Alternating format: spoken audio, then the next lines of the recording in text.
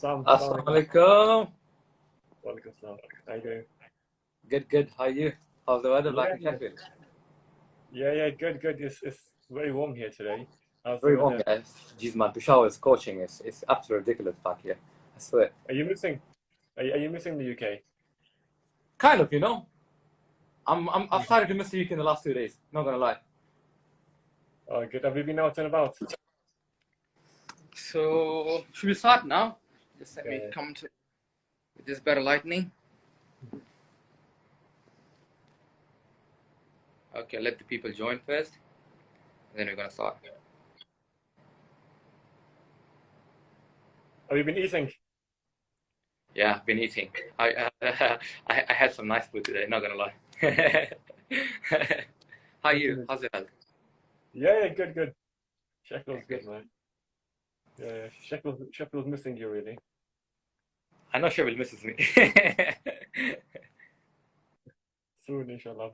Waiting for your comeback. Inshallah, soon. September, I'll be back. Let me just check the lightning. Yeah. Don't worry, you look good, man. There's no No, I girls was on this checking. call. Don't worry. Let's check the lightning. It's only How's it? uncles. Yeah. You grow young every day, you know Thank that. you. Good skincare, man. Huh? Good skincare. Yeah, you take care of your skin, I know that. It's very important, man. Very Hydration, important. always, you Hydration, know? good skincare, yeah. All of them are really important. Definitely. Okay, let the people join now. Slowly and gradually, people will come.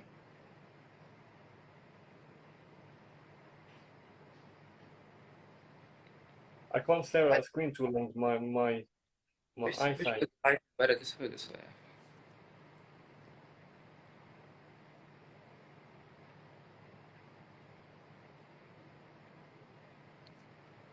It's gonna be so many random people, not gonna lie. And you know, in lives, what happens? They chat random shit. Just ignore them, some of them, and take in the proper stuff. That's all right. Yeah.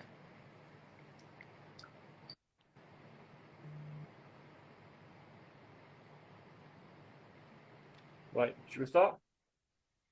Yeah. So let's start now. So basically, let's introduce ourselves first. So my name is Assam Khan, and I'm a first-year student at the University of Sheffield, and I'm studying business and management. And I'll be this is probably my first podcast, and I'll be doing lives every month with different people. And today we have Dr. Asif. He's he's a doctor. He's a coach, professional coach. He's a mentor for a lot of people, and most of you will already know that. The topic we're going to be discussing today is mental health. Uh, Mental health has become such a big stigma, and especially in our society nowadays. To be honest, like people are afraid to talk about it, especially men. It's believed that in our society that men like men should be strong. They shouldn't show any vulnerability at all. But that's not the case because men have emotions too. They go through stuff. They go through stuff like people can't even imagine, to be honest. And today our topic is about mental health, and we'll be discussing what mental health is, why is it important to talk about mental health, and why and what are the cures for it? Because people don't even know what to do with mental health when they go through mental health problems.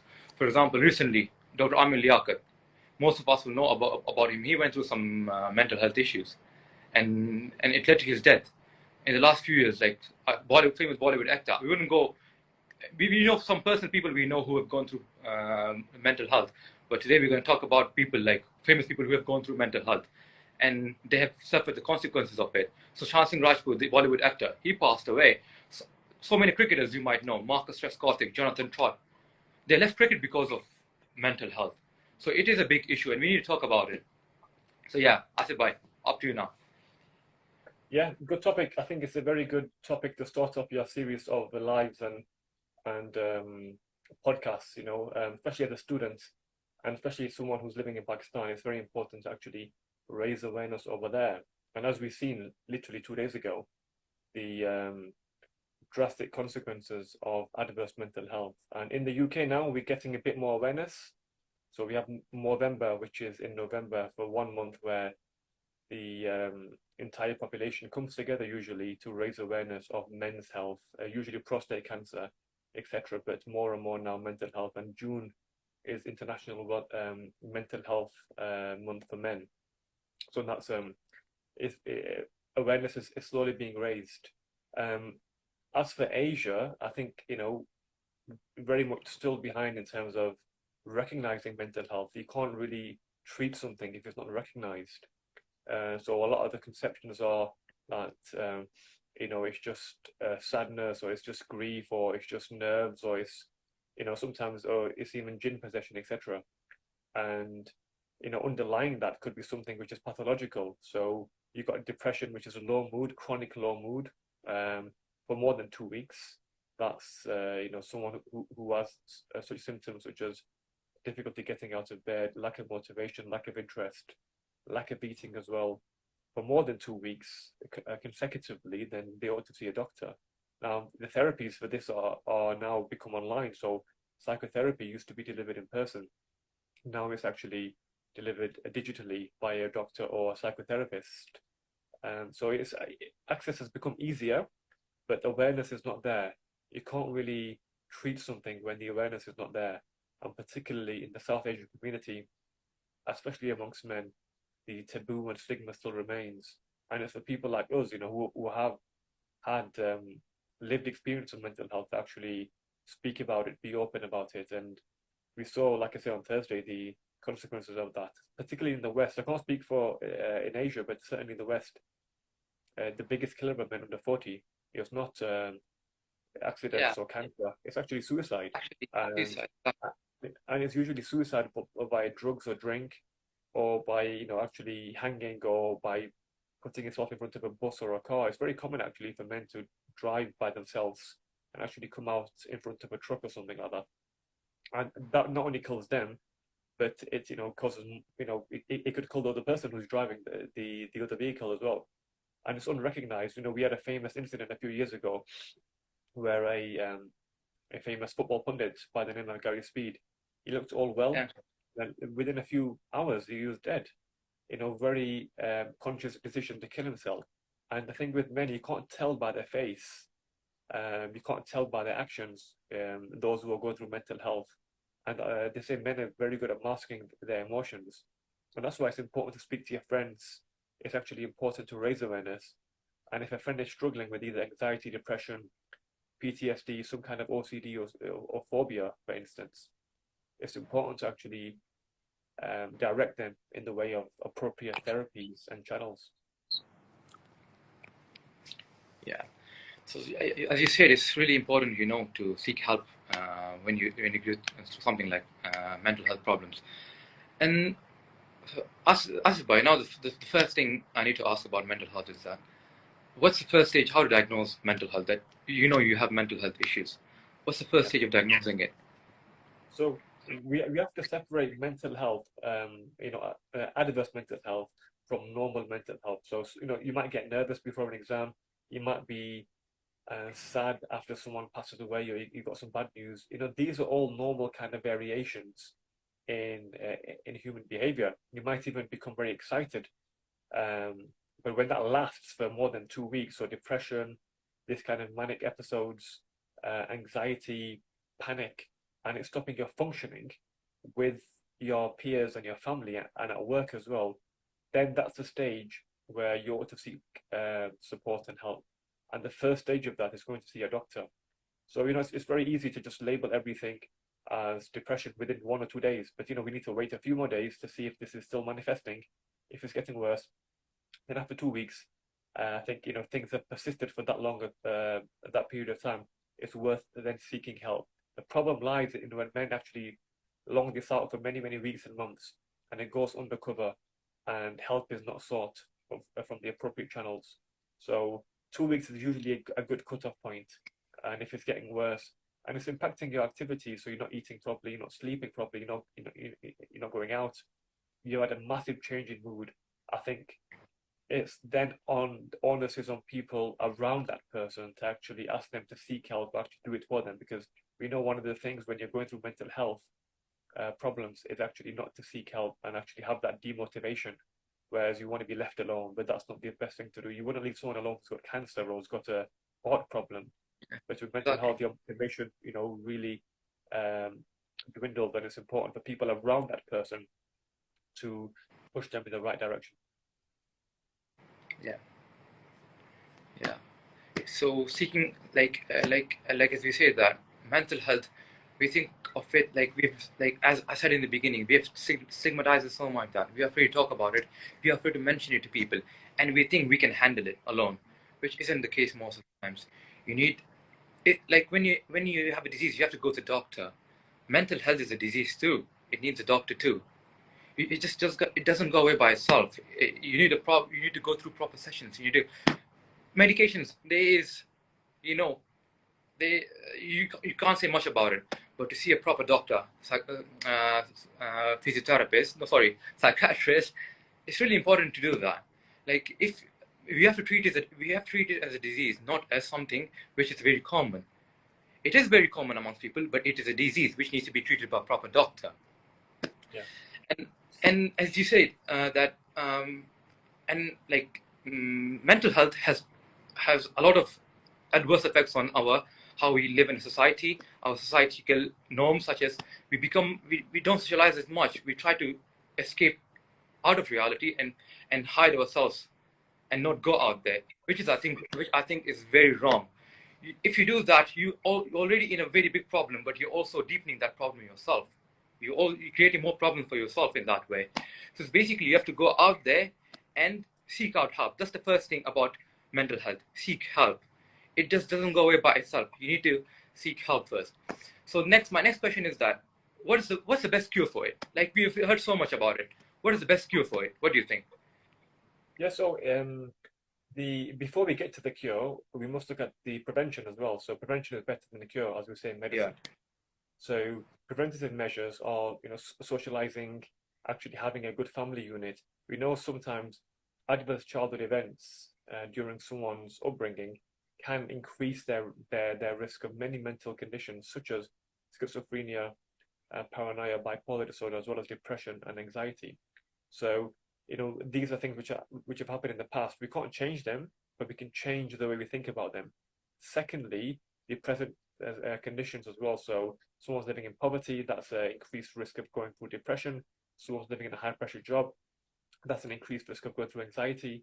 Uh, so someone who's gone through war, there's a higher risk of having PTSD, or someone who's migrated across the country, across continents, for instance.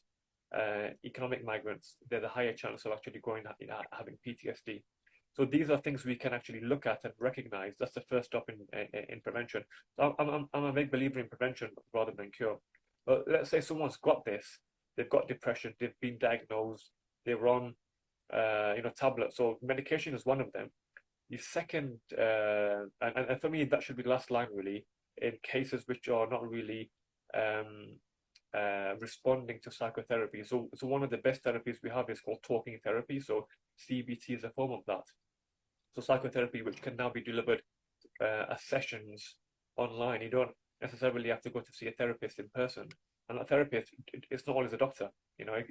Clinical psychologists as well, who are trained in psychotherapy, can give sessions of CBT, so cognitive behavioral therapy. Nowadays, you've got apps as well on the phone, so applications on the phone that can deliver some kind of, uh, you know, unsupervised versions of CBT. So that's probably, for me, talking therapy is a really good first step to get someone off medication. Because once you're on medication, the side effects can be quite damaging, and it's addictive as well. Because what medication does is really just change your levels of serotonin. That's one of the happiness chemicals in the brain. So serotonin levels are depressed, chemicals will increase that, but then what happens, you get used to a higher level of serotonin. Once you bring down the medication, you have a higher tolerance to more and more medication. So it's much better to actually seek talking therapy initially, depending on the severity of your condition. But like I say, it's vitally important that actually you seek help for a doctor or psychologists to assess your level of need. You know, suppose your depression or anxiety is so much that talking therapy is deemed not viable, and medication, and even in some cases where the severe depression, uh, ECT is another form of therapy where they place electrodes on you under anesthesia and shock your brain to try to reset some of that chemical imbalance. But like you said, because we can't see mental health, we often underplay its importance. You know, if you could measure serotonin levels, if you could measure dopamine levels, if you could measure your oxytocin and various neurochemicals, you wouldn't see mental health as different to physical health. But because we can't actually see them and measure our neurochemical levels, we just see it as all in the head. So, imaging is improving all the time. So perhaps in a few decades, we might actually be able to visualize, dopamine, etc., in the brain in terms of signal strength. And that would then hopefully change the perception of mental health as actually being a real condition. That was quite interesting. And so right now I have some of the questions which I've collected from different people and asked them, and they've given me the like different questions. Like when I've talked to them about mental health, and they've told me some questions about it. What's the role of genetics? I've heard that. I've heard lots of people saying, lots of like people I listen to, genetics play a very important role in transmission of the mental health problems. Sometimes your mother has the problem, sometimes the father has the problem. Such as, I knew a person who got OCD from his mother, who got OCD from his mother, who had obsessive compulsive disorder, and right now he has obsessive compulsive disorder. So what do you think about that? What's your say on that? Yes, absolutely. There's very good evidence out there that inheritance does play a major role. So people who have mothers who went through postnatal depression and then depression thereafter are almost 4 times more likely to develop depression. Things like schizophrenia runs in families, bipolar disorder runs in families as well, anxiety and OCD to a lesser extent, but they can run in families. But certainly, there is a genetic component behind most mental health conditions. We divide mental health disorders into 3 categories, or kind of 3 conceptualizations. So the first one is predisposing. Did your parents have mental health disorders? Did you go through a traumatic event in your life? That's a predisposing factor to developing any host of mental health disorders. The second one is precipitating. So what actually caused you to go through this mental health episode? Is it, you had a car accident, you had a death or a divorce, or something happening in the family? That's what we call a precipitating event. And the third thing is perpetuating, something which actually prolongs the episode of the illness, whether that's living in poverty, whether that's certain social conditions. So the 3 Ps is what we use actually to conceptualize or have a framework for understanding mental health disorders better. But 100%, there's a huge genetic component there. We know that with depression, we know that with anxiety, we know that with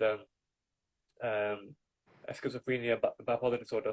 Things like PTSD are less genetically kind of driven, but certainly some of the major depressive disorders can be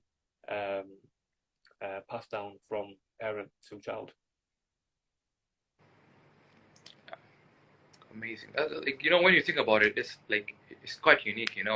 How genetics play a role in the inheritance of mental health problems. So let's go to the next question. Like, I'd say there's also I've like it's something called epigenetics, so how your environment interacts with your genetics. So suppose your parents have both had major depression, and your environment is better now. So perhaps that gene for which would have predisposed you to have depression is less likely to be turned on, let's say. So it's a very new, not a new concept, but quite a recent concept in medicine called epigenetics, where we look at the genetic makeup of people and how that's affected by your environment. So that's something, like for instance, if your parents had depression, but you're very healthy in terms of your diet, you're very conscious of everything, you get good sunlight, you've got a good circle of friends, then you're probably less likely to get depression than your brother who's staying indoors all the time, eating unhealthily, not exercising. And that's called epigenetics. You both got the same genetic makeup in terms of parental involvement, but one's more likely to get depression than the other person. And now one major question: people always confuse anxiety and depression, or like, what's the difference between anxiety and what's the difference between depression? I think a great way to think about that is it's very basic, but people say depression is when you're thinking about the past, and anxiety is when you're thinking about the future. So you actually miss the present, and anxiety can be, it can include panic disorders, generalized anxiety disorder. It can include agoraphobia, claustrophobia, many kind of OCD patterns as well. Depression is low mood and generally lacking energy, lacking interest in life, um, kind of lacking motivation as well. That's one of the biggest things because, we know serotonin as well as dopamine can cause motivation. So depression is actually low mood, lack of energy. Anxiety sometimes is high energy. You're actually very nervous. It's like a high nerves energy.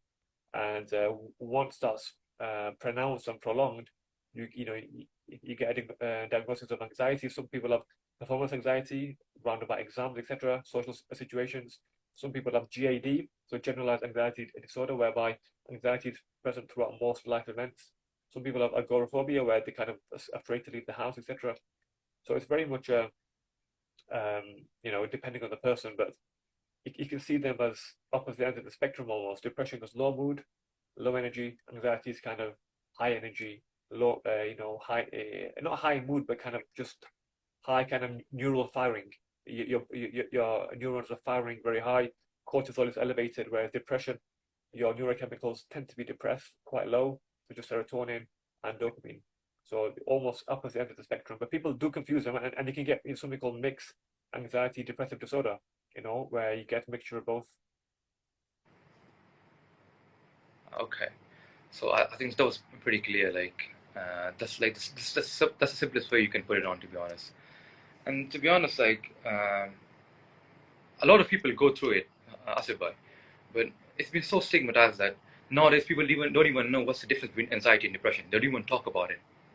It's like these are common stuff we should know about, common things we should know about, but people don't want to talk about it, and people don't know nothing about it. And then a lot of people I meet, they say I have anxiety, I have depression, but they want to know what's the difference between anxiety, what's the difference between depression. So that's a good way, as you said. It's the easy, like that's probably the easiest way to think about, like, what is the difference between anxiety and what's the difference between depression. And the next question I come to is that like we see in our society basically a lot of people when they have anxiety depression in the UK I've seen they go towards drinking culture a lot, but here in Pakistan I see they go towards drugs a lot. How do we prevent that? The best way to prevent that is having a good social network. So someone who notices you going into depression or anxiety, um, actually picking that up early, offering support, and actually channeling you and signposting you to the correct and appropriate therapies. Once you get down this um, um, slippery slope, it's very hard to prevent someone because then they become addicted and dependent on drugs and alcohol. So the best thing is stop it early. Prevention is better than cure. As a friendship group, as a family, actually see someone who's becoming a bit more withdrawn, a bit less kind of their normal self, and then offer them help. But once someone gets into the slippery slope, downward spiral of drinks and alcohol, it's very difficult to get them out without input from professionals such as the drug and alcohol liaison team, which we have in most hospitals in the UK.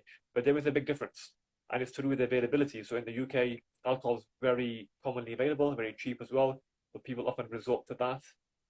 Perhaps in Asia, drugs are more commonly available, and alcohol is forbidden in quite a lot of countries. So it's easy to access drugs in Asia than it is to access alcohol, but both are equally damaging, both are equally addictive, and both really worsen your condition. So if you're taking drugs and alcohol, they actually worsen your symptoms of depression and anxiety. Yeah, basically you go into the spiral of it's basically a hole. You get out of it, but you just take one step out of it. You start drinking, you go into drugs, you get back into that hole, and it's just a continuous cycle where you keep coming out of the hole, coming back to the hole, coming out of the hole, coming back to the hole. So it's a vicious cycle that no one should enter into, because once you enter into it, there's no coming back out of it, and it takes a lot of effort to come back out of it. And now let's talk about some famous celebrities, some famous people. Let's talk about cricket. Like, you're a fan of cricket, I'm a fan of cricket. Like, so people who have gone into depression and anxiety. The best example I can give you is Marcus Trescothick, 2007. He just left cricket because he was anxietic. He was depressing. He was depressed, anxietic. He was earning millions. Marcus Trescothick. He was probably the best batsman in the county, best inning batsman at that time. He just left cricket altogether because of anxiety and depression. Like, it can take a heavy toll on you. Yeah, absolutely. And cricket particularly, because they travel a lot and they're away from their families for many months, away from their kids. They miss major events like Christmas. They miss their, kids' birthdays, etc. Cricket particularly, because the touring is long. And yeah, you've got great examples there. The pressures to perform, uh, compounded by lack of family support. Now, especially in COVID, the last 2 years, players have toured without their families because of these biosecure bubbles, and that's only exacerbated mental health. And in cricket, yeah, you've got some good examples, and Freddie Flintoff, another one, Freddie Steve Flintoff, yeah, Harmison, exactly. Steve Harmison, Jonathan Trott, Graham Font. yeah, absolutely. And but now a lot of people are recognizing the importance of mental health, so they're taking regular breaks. They're actually missing tours, so you see a lot of players now missing tours on purpose, or missing in the IPL or missing the CPL, because just because they want to prevent burnout. Burnout's very big in cricket, and then like Marcus Trescothick, once you get in the spiral of burnout, you become depressed almost, and you lose interest. One of the biggest signs of depression is losing interest in something that you love. These guys have given their life to cricket, but all of a sudden they fall out of love with the game because they're mentally not right, and in the right frame of mind. And these are very competitive environments, so it's important to recognize this early in players. Yeah, you're absolutely so right. And one more thing, like I think it's very important for me personally because I've gone through it, and I go through it. Like, I'm putting myself out there. We have to break the stigma now. We have to talk about it. I go through major OCD, and you know that. And it's been very long. I go through. You know that when I'm submitting an assignment, I check it 5,000 times before submitting it. And this is one of the topics of mental health people don't talk about. Leonardo DiCaprio, he was one of the most famous people who goes through OCD, and it becomes very difficult for a person. Like, what's can you tell us more about OCD? Can you tell people more about OCD? What OCD is? Obsessive compulsive disorder. Yeah. So you divide it into two things. Obsession. So obsession is you keep doing the same thing over and over again. So if you obsess over something, it's ruminating in your mind. Obsession. You become fixated on that. And compulsion means you have to do it. You're compulsed almost. The word compulsory comes from that. You actually feel like you can't proceed in life if you don't do it. So obsession, so fixation, mental fixation, and compulsion is the physical side of that. So you've got the mental side, the obsession, then you've got the compulsion, which is the actual need to do it. So either checking your door, checking whatever it might be, putting on your socks or cleaning your shoes, washing your hands. Yeah, exactly. Doing it. I remember I washed my hands 20 times at one go because I thought they were not clean. Yeah, exactly. It gets to you. Yeah, so doing it once or twice is fine, but when you get to the level where it's deemed beyond normal, that's when you kind of enter the territory of pathology, and that's when it becomes pathological. And there's therapies out there, which are not talking therapies, but kind of different forms of kind of graded exposure therapy and all these kind of things, visualization therapies, etc., which help people with OCD. So you can see OCD in people with anxiety. It really goes hand in hand, actually. People who are anxious about bad things happening. Bad things happening. They're going to a spiral of OCD. But even, a lot of people who are quite successful, they've had it as well. They have OCD. Like, if you look at some of the cricket players, like, Sachin and a lot of these guys, or even Laura, they have these kind of ways, little habits. And if Steve Smith. Yeah, exactly. They have these kind of movements, and you could see that as OCD, but that helps them perform actually. It keeps them on top of their game. Yeah. So it's something that we should keep in mind. Like, OCD is something a lot of people don't know about, but they go through it. I've seen so many people go through OCD, and in fact, I didn't know about it. But when I talked to you about it, you told me, and you have OCD. It's a basic. You were the first one who diagnosed it with me, but I've had it since like 6-7 years ago. but I was not talking about it to people. I was not mentioning it to people. But when you saw this, you told me you have OCD, and it literally it makes your life quite difficult. OCD is something that makes your life extremely difficult, in my opinion, because you're just anxious about everything all the time.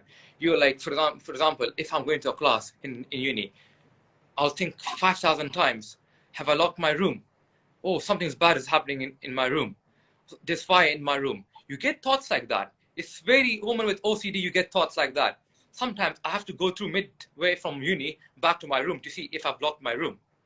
And the room is already locked. But I'm just confirming it again and again and again. So is my room locked? And to be honest, it's not a good cycle to get into. And this needs treatment. And Yeah. and thankfully, right now I'm doing quite good. It's quite better than before now. And I really like I thank you. I can't thank you enough for like diagnosing that in me. Like um, a lot of like like a lot of people go through a lot of stuff, but they're just afraid to speak about it. They just can't tell people. They're scared, like what will the society think? And that's a major part of anxiety and depression. That it takes you away from the society, and you start thinking, "Geez, man, everybody like I just can't fit in them. They're so happy. Everyone is so happy. All the problems in the world, I have them. Nobody has them." Literally, Yeah. that's how you feel about when you have anxiety and depression. But it's not the case. Everybody goes through their own problems. You go through what you go through, as they Yeah. say. Yeah. Like, And and like I say, one in the four men will go through some sort of mental health episode at least in their life or symptoms. One in five have had a diagnosis, but one in four will have symptoms of anxiety, depression, PTSD even. They will have some sort of symptoms and signs of major mental health disorders in their life, and that's a big number. That's 20%. it's it's quite a big number. And I was reading this fact that uh, mental health problems is going to take cancer as a bigger killer in the next 20 years, because we have been given something which I believe is the biggest drug given after sugar, social media. Yeah, yeah, It's the biggest drug given to the human mankind after sugar, to be honest. Social media, and it's ruining people's minds. People are creating perceptions of perfectionism, which isn't yeah, the case all the time. Nobody's perfect. Everybody has their flaws. Everybody has some kind of problems. What you see, I was watching this thing about Ed Sheeran. He was talking about this. He tells the people that when you see someone posting on Instagram, 80% of it is the fact that people are sad. They're not happy. They're posting because they are sad. They're not happy. And when you see someone reposting it, reposting all stuff on Instagram, that means they want someone to talk to them. They're inviting someone to talk to them. And we should take care of this kind of stuff. We should look into this kind of stuff too. Small hints. We should be looking at small hints in our, because as we said, it's so stigmatized, people don't come out. So when people are trying to communicate with you, you have to know that they're communicating with you. And social media is one way they try to communicate with you. And social media is also a way which they're also ruining their own mental health, to be honest, because they're creating this illusion of perfectionism in their mind, which doesn't exist. yeah. 100%. So social media, you have to use it carefully, and with anything, benefits and disadvantages. With social media, especially in the younger children, it's so dangerous because they don't know how to regulate their dopamine. They're getting these dopamine rushes, and they're sharing a picture, they're getting likes, and their dopamine goes up, their dopamine falls, dopamine goes up, and this is kind of depleting or increasing their tolerance to dopamine. So further down the line, they're going to need more stimulus to actually get that level of dopamine. And our brains aren't wired to have such dopamine kind of ups and downs. And so that in this generation now, this kind of Gen Z and millennial generation, especially Gen Z, Gen Z, they're exactly. Gen Z is the one that's grown up with Snapchat and everything instant, Instagram and all these kind of things, and they're very clever at marketing because even like the blue light effect, Twitter's blue, Facebook's blue, they're trying to keep you up at night, and they employ very smart psychologists which tap into your attention. The currency of social media is attention. They want your attention by any means available. So they're trying to tap into your attention, and youngsters can't recognize this. They see it as harmless, but it's not. It's affecting their sleep, their mood. You're getting more ADHD now. you're getting more kind of autistic spectrum disorders now from social media. It is the new sugar because it's giving the same high sugar dose in terms of your dopamine up and down. Exactly. It is the new sugar. And to be honest, as you said, the last generation, Generation Z, social media has turned them into it's turned their mindset into this perfectionism mindset, which is not achievable. And they try to go sometimes over the top to do some of the stuff, which ultimately leads them to this depression and anxiety and everything. And so one more question I have here, Asbad. So basically, uh, so if I'm a person personally, what should I do if I'm worried about my personal health, personal mental health? Leave the people out. I'm worried about my mental health. What should I do about it? Yeah. Like, So yeah. So the best thing is speak to friends. So speak to friends, open up. You know, it's very important to actually say, look, guys, I've been feeling sad for quite a long time. I've been feeling low. I've been feeling anxious about this. You know, feeling anxious about an exam. Speak about it because you know that's helpful because they could be going through the same thing, and you speaking about it to them could actually help them as well. You know, both of you could go on a journey together. Second thing is having the awareness that this is not normal. I've spoken to my friends. I'm the only one going through it. They've noticed a change in me as well. Now it's time for me to seek help. Now, the first port of call will be your doctor. So, you know, most family physicians, general practitioners are skilled at spotting and treating mental health conditions. So, depression, anxiety, all the range of conditions. So, first thing is friends and family. Speak to them, open up, share your views. Secondly, is speak to your doctor. That's very important to do that. Thirdly, there are some good resources available. So, you know, there's apps available like Mind and Calm. These are very good meditation apps, especially if you're feeling anxiety. Meditation does help with that.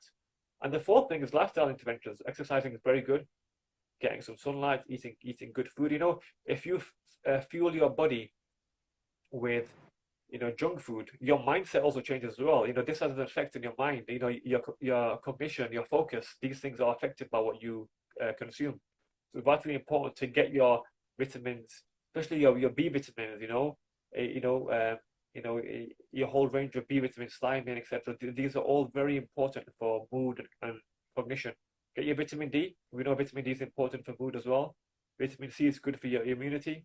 So get your multivitamins, get your source of food from a wide variety of sources, your plants and your meat, etc.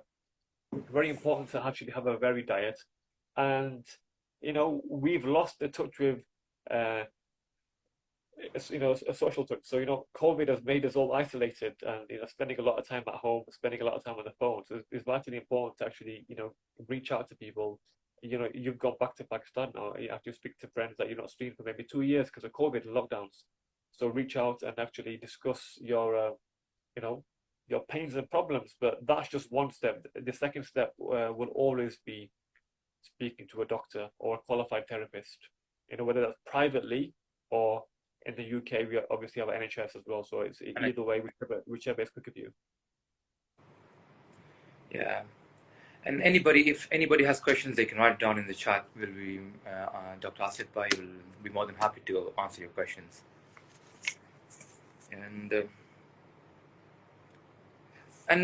this, like when we talk about mental health, generally about men, uh, Asif Bhai, why are men so scared of coming out, like telling people that they have mental health problems? Why generally men? Women, sometimes they do. Women are more like we see in Europe. Women are more like they can tell people that they have mental problems, but it's more difficult for men to come out and tell that we are going through mental health problems. What should we do? What's the cure? What's the prevention? They are the ones that they resist the most about telling people about their mental health problems. Why is that? I think men inherently have a sense of pride and a sense of duty actually to just continue and carry on without speaking and being open about their problems. So men, you know, naturally tend to be the guys who are the producers. They produce work. They are, more kind of inclined with results. Women have good friendship networks, and that's something we can learn from females in terms of speaking openly. Men still have a taboo that if I fall into some if I have a mental health problem, anxiety, depression, etc., that makes me less of a man. We've still got this concept and this taboo around speaking out. And men from childhood, if you look at boys and girls, they play very differently. Girls are much more attuned to kind of speaking up, speaking and kind of creative play. Boys are not very creative in their play. If you look from a young age, I'm speaking purely here from psychology. Boys are very, much more adventurous in the way they play. You give a boy a dinosaur or, Action Man or Superman, whereas girls who tend to play with dolls, tend to be a bit more emotionally attuned. So very good at speaking and recognizing emotions. Boys are kind of almost socialized to be a bit more adventurous and kind of less emotionally attuned. And that's good as a child, but when you get older, these kind of habits stick. And then when these same boys become adolescents and then become men, they are maladapted to speak about their emotions. They see them as burdening their friends in terms of speaking about their mood. But that's not the case. As a friend, you'll be more than happy to support your brother. But men still have this false conception that, we must just continue with life. If I speak about it, if I open about it, my colleagues might find out, my family might find out. It might affect my work. It might affect my ability to provide. And unfortunately, they kind of go into this dark circle, and sometimes the pain gets so much, as we've seen recently, that men just end up committing the most serious offense, which is suicide. Yeah, like last few days we saw about Dr. Amir Liaquat. Like what happened to him? Like mentally he became so down that he had no option. He died of depression, to be honest. That's a fact. He died because of his sad depression, the anxiety which came into him. And uh, and one more thing, Asif bhai. So what happens that mental health? We go to a doctor, right? They give us medications. What's your opinion on medications? What do you reckon? Well, I've never, in my 10 years as a doctor, I've, never started medication. I have continued it in patients that are now have been taking it for, for many months. Medication doesn't come without side effects and dependencies as well. So I wouldn't personally prescribe medication if someone had just got diagnosed with depression. I would I would pursue alternative therapies in terms of psychotherapy, talking therapy, lifestyle changes, looking at the predisposing, perpetuating factors as well, social dynamics around that person. But I do understand that everyone's different. I'm very much quite big on lifestyle medicine, lifestyle interventions, exercise, etc. Diet, sleep, hygiene, etc. But medication, there's effectiveness out there. There's evidence that it does work. But I'm not against it. But it certainly wouldn't be my first line. I would try these alternative kind of measures. It's same as anything. You try to go to the root of the problem. Why is this person depressed? Why they're sad? And sometimes you just need to change their frame of thinking. Because if you give a medication, it could perhaps be like just putting a plaster on a cut. The cut is still there, but you've masked the cut with the plaster. Whereas, medication, it does a similar thing. Yes, immediately increases the dopamine levels, serotonin levels. It doesn't really address the underlying problems, which could be their housing, their finances, their education, their family, toxic, kind of family. It could be their past experiences, in which case they need a form of psychotherapy which addresses the future in terms of their thoughts about the future, their present and their past as well in terms of their depressed their kind of their conceptions of what's happened in the past, because that frames and that quite a lot of the time does dictate how you feel now. And if you change your perception of it, then it shouldn't really cause as much pain as you are in now. So it's about changing your perception of what's happened in the past, and that can only be done not with medication but by psychotherapy. Okay. So medications, as you said, uh, it's sometimes it is an option, but it's an option in more severe cases. Most Yeah, of the times, most of the times, you like you said, sessions they do wonders for you because you have to exactly it doesn't treat you internally, as you said. It doesn't take out the what do you like? It's just a putting plaster on, as you say. Like that was a good line. It was exactly like that. There's a question here. Yeah. Okay, it's on Ahmed Al Jafar. He's saying that there's a problem that people with depression face, which is they do have medications, they go to therapy, but they have a lot of time in between, which is not filled with anything. What do you have to say about this? Sorry, what's the question? So he says there is a problem that people with depression, that depression face, which is they do have medications, they go to therapy, but they have a lot of time in between, which is not filled with anything. Okay, yeah. So the importance of having a regular kind of interval between sessions. So, some people say 1 week or 2 weeks. Having a 2 month break between therapy sessions is too long. So, and that's, a reason why people will then revert to medication. So if you're having 6 sessions of CBT, have it quite regularly, no more than 2 weeks, 3 weeks apart, depending on your therapist. But if you have a long gap in between, and I know COVID has made things difficult, however, now we've got digital apps which can make therapy easier to access. So having a regular and frequent sessions and having more than 3 sessions, one, two, 3 sessions won't really help you.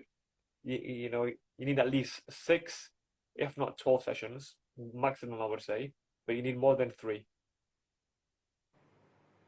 Okay, I hope that answered your question.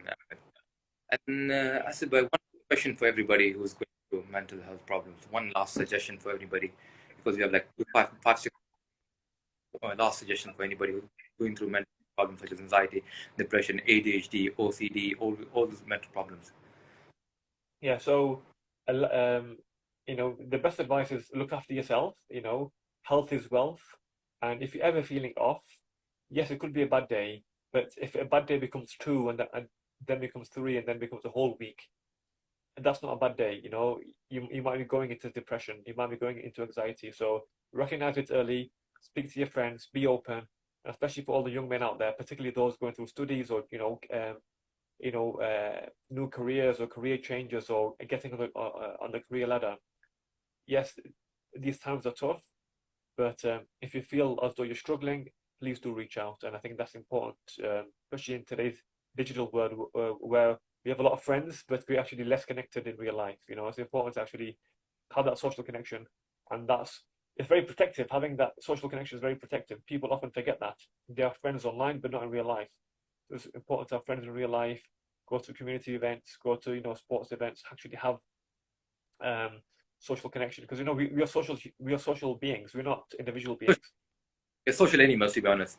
We need, Absolutely. we, yeah, we need to go out there and uh, and be socialized, because if you put yourself into a corner, if you just trap yourself inside a room or anything like that, that's never going to work for you. That's going to have the adverse effect on you. You're going to get worse. You think you're going to get better by not facing people, not going out there. It's just going to create more problems for you. The problem is going to get worse and worse and worse with time, and then you're going to realize, oh, that's the last end. It can't go worse than this, and then you don't have, and then you can't even go back. So it's really diagnose mental health first, and social, that you don't get into that trap, then you can't come out of it basically. Absolutely. And I can't stress the importance of exercise enough. We know exercise increases or actually stimulates the release of endorphins, such as enkephalins. They are happiness hormones. So exercise, good nutrition, sleep, sunlight, these things are vitally important. I think we can mimic the effects of many drugs just by exercising. Um, and when the sun's out, get vitamin D. Vitamin is very good not only for melanin, but also for your mood, for your muscles, these kind of things as well. So, vitally important to actually undertake these lifestyle interventions before you actually seek any help or seek therapy. So, yeah, happy to answer any questions. Just drop me a. I take a long time, but just drop me a direct message if anyone's got any questions about this talk. Like, anybody wants to talk about the mental health problems, any issues they're facing, any problems they're facing, Dr. Asif is available on Instagram and also Twitter. I think that's the same. He has the same handle on Twitter too, Dr. Asif. He's always available on Instagram. He's always available on Twitter. You can always drop in your questions to him. He's more than happy to help you guys. And Nasir bhai, I really thank you for giving me an hour. It's a pleasure talking to you about, and it's also mental health. Absolutely amazing talking to you about mental health problems, and it means a lot. Really appreciate it. And what else can I say? There's nothing else to say. Well, thank you for your time, and thank you. You're doing a good job raising awareness. It's vitally important that you raise awareness in your community, in among students as well. And well done. Thank you for having me on, and all the best with your next podcasts. Yeah, that's going to be a blockbuster topic. I really want to talk about that topic. That's going to be amazing. It's quite controversial, but I hope people get it. Let's get out of the controversy and speak facts. And and who say that? Oh, thank you so much, ma'am. It's one of my psychology ma'am taught me psychology back in my college, and she says thank you for the session, and and it was really helpful. She says that. Ahmed, جزاك الله خير حبيبي, شكرا, and see you back in Sheffield, man. I hope you go back to. I hope you have a safe journey back to Oman if you're going back to Oman. And that's it for today, to be honest, Asif bhai. Good chatting to you. It's good Thank you for having me. because people Keep in touch, and hopefully I'll see you back in the UK. back in the UK soon. Okay. Uh, have a great summers ahead, Asif bhai, and have a good trip to Miami. Thanks. I hope you enjoy. Yes. Okay, bye.